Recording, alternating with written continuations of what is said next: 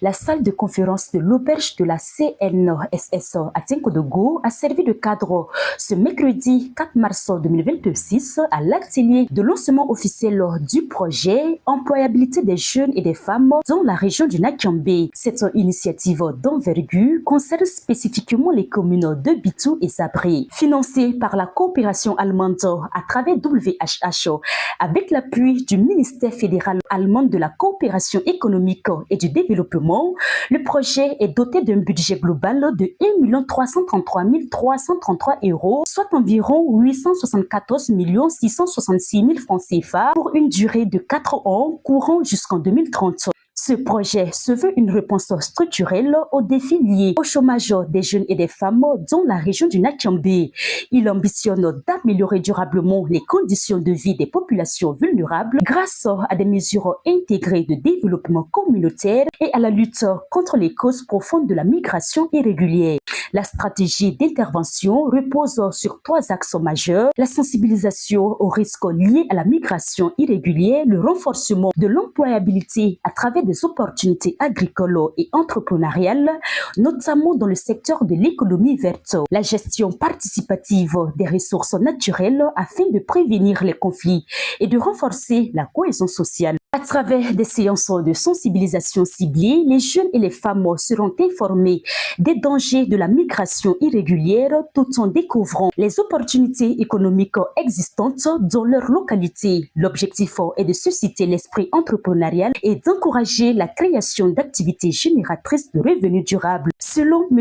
Alfredo Santos, ce projet est né d'un constat partagé avec les autorités locales et ARFA. Il faut dire que ce projet a initié à la suite d'un certain nombre de constats que nous avions faits avec les autorités locales, notre partenaire de mise en œuvre ARFA et même les communautés bénéficiaires elles-mêmes.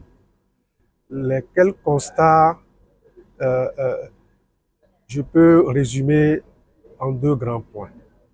D'abord, le chômage massif des jeunes et des femmes, avec pour conséquence la migration irrégulière et aussi le déplacement des jeunes en interne et qui aussi peut déboucher sur leur enrôlement dans des groupes que vous connaissez très bien.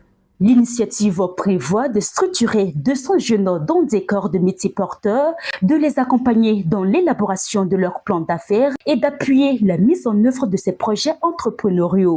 Au total, 9 090 ménages seront touchés par les différentes actions prévues dans les communes de Bitou et Zabré. Dans son discours, le haut-commissaire du Boulougou, Constantin Dabiré, a exprimé sa profonde gratitude à la République fédérale d'Allemagne pour son soutien constant au Burkina Faso. À l'entame de mes propos, je voudrais exprimer ma profonde gratitude à la République fédérale d'Allemagne pour sa solidarité constante envers le peuple burkinabé.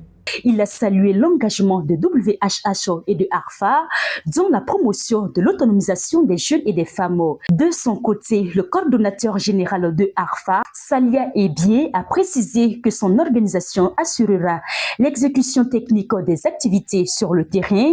Donc, elle travaillera en collaboration avec le partenaire WHH, les autorités administratives, les autorités coutumières, et les services techniques déconcentrés dans les processus de ciblage des bénéficiaires, dans le renforcement des capacités et dans les différentes activités de mise en relation des bénéficiaires qui seront ciblés dans les différents corps de métier afin que ces derniers puissent mettre en place des activités économiques vertes durables dans le temps.